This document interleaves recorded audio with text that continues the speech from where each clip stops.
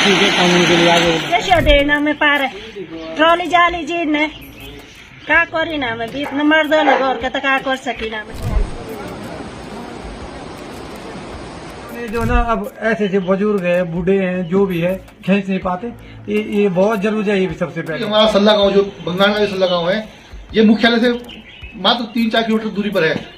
उत्तराखंड का उत्तरकाशी जिला जहां के मोरी विकासखंड के सल्ला गांव में सुबह की पहली किरण के साथ एक पुरानी ट्रॉली पर हलचल शुरू हो जाती है।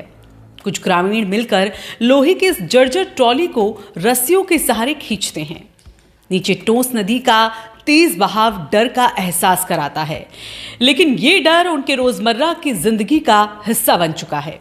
गांव की 60 साल की चंपा देवी अपनी पोती को गोद में लेकर ट्रॉली में बैठती है। 4 ग्रामीण ट्रॉली को धीरे धीरे खींचते हैं। हवा में लहराती ट्रॉली चरमराने लगती है, जैसे अपनी जर्जर हालत की गवाही दे रही है। चंपा देवी की आंखों में इस दौरान डर साफ झलकता है, लेकिन उनके पास और कोई विकल्प नहीं। गांव से बाजार या स्कूल जाने के लिए इस जानलेवा ट्रॉली का इस्तेमाल करना उनकी मजबूरी है। घर का न कोई ना कैसे देना में पार ट्रॉली जाली जी ने का करी ना में बीत नंबर दो घर के तो का कर सकी ना में हमारे दो तो एक कुलिया में ना गरारी पाते कौन जील सके हम जाते ठोरन बिया जाओ और मुरी को खासरे काम होता ठोरी होते दे दी के तब बोल परेशानी हम मौत के ज्यादा दाल रात भी बीमार हो ले तो कौन नौशे भी कुलियते त जारोन दारिया सब होते मोरी भी रोल होते घोर के। गर्मी के दिनों में भी ये सफर आसान नहीं, लेकिन बरसात में हालात और ज्यादा दयनीय हो जाते हैं।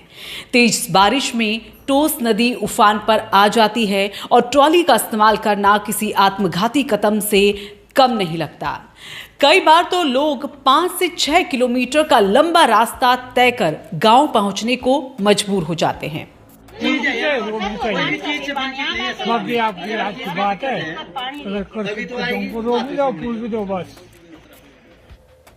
गांव के लोगों की सालों से यही मांग है कि हमें एक पक्का पुल चाहिए, एक सड़क चाहिए, लेकिन हर बार उन्हें सिर्फ आश्वासन ही मिलता है। लोक निर्माण विभाग के सहायक अभियंता गोविंद रावत का कहना है कि सल्ला गांव के लिए पुल और 4 किलोमीटर सड़क का प्रस्ताव प्रशासन को भेजा गया है। स्वीकृति मिलते ही काम शुरू हो जाएगा, मगर ये प्रस्ताव कब मंजूर होगा, कब निर्माण शुरू होगा, इन सवालों के जवाब किसी के पास नहीं है। ट्रॉली में 2 साल से जो ना जो चौकीदार रखे वो भी नहीं रखे इन्होंने। ये विभाग का काम है नहीं। अब इन्होंने जो ना अब ऐसे ऐसे बुजुर्ग है बूढ़े हैं जो भी है खींच नहीं पाते ये बहुत जरूरी है। ये भी सबसे पहले अब एक तो झूला पुल दे रखा था, इसमें भी जो चौकीदार थे वो भी हटा दिए और हमको ये कब तक पता नहीं। अब हम भी अब बूढ़े होने जा रहे हैं। अब बूढ़े तो वही है।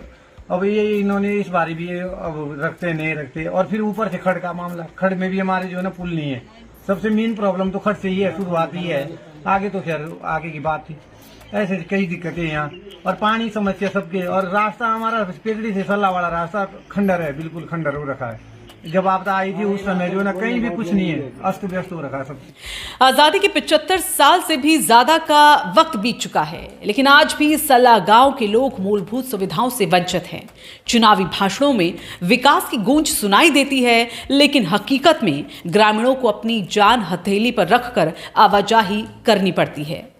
ये केवल सल्ला गांव की नहीं, बल्कि देश के उन हजारों गांव की कहानी है जो विकास की दौड़ में पीछे छूट गए हैं। आदमी हमें कुछ दुख है पार बागी ना बीमार पड़े और जी नहीं ना मात्र तो नॉल कौन देगा देखते हमको पुल जरूरी चाहिए, पुल और ये रोड और पानी की परेशानी घर के पानी परेशानी तेजी ठेर कर लाइन बिछा दे नहीं और दे आप गोल बिल पर मारा बस सारे परेशान घर के भी तेजी जल बली को यहाँ ताते भी कोई हाथ काटे कोई मुट्ठी काटे का करे न इतनी डर लागे यहाँ ट्रॉली दे जो जीडी दी भी न थे खुले नियम थी।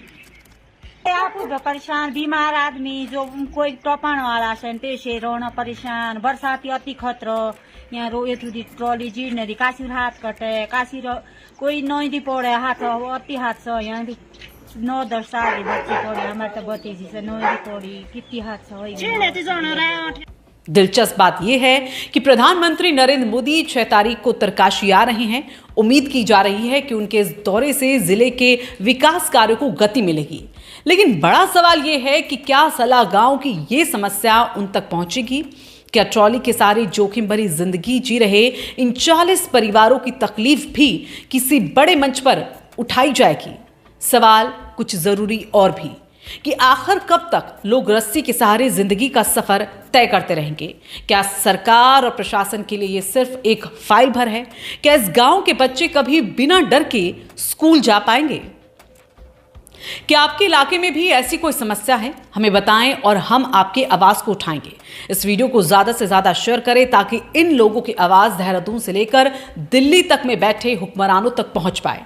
वीडियो को लाइक के साथ ही कमेंट भी जरूर करें। जाते जाते चैनल को सब्सक्राइब जरूर कीजिएगा। आराकोट बंगाल क्षेत्र के हमारा सल्ला गांव है, जो कि हमारा सल्ला गांव जो बंगाल का जो सल्ला गांव है, ये मुख्यालय से मात्र 3-4 किलोमीटर दूरी पर है। पर इस गांव में अपार समस्या है। इस गांव में ना तो आज तक मोटर रोड है, ना कोई मोटर पुल है, ना कोई झूला पुल है।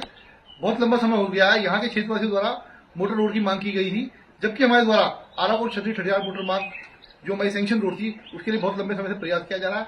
डिस्ट्रिक्ट बॉर्डर रोड हम माननीय विधायक जी से भी निवेदन करते हैं कि जल्द अपनी दृष्टि इस रोड पर रखें और इस रोड को सुचारू करें, जिससे हम अपने बंगाल में जो हमारे वंचित गांव है, हमारा सल्ला है, उम्मेद बिजोती, हमारा मुरा, शटोरी, आगे कई गांव हमारे जहाँ तक रोड नहीं है, वो सभी रोड से जुड़ सके। और इस गांव की मैं आज इस गांव में जब रहा तो मैंने सभी की बात सुनी। इस गांव में सबसे बड़ा जो इशू है रोड का है, और जो यहाँ वैकल्पिक व्यवस्था पीडब्ल्यूडी द्वारा एक जुड़े तार की लगाई गई है, उस तार में कई घटनाएं घट चुकी है, कईयों के हाथ कट चुके हैं, छोटी बच्ची की भी मैंने सुना गया दर्दनाक मौत हुई है।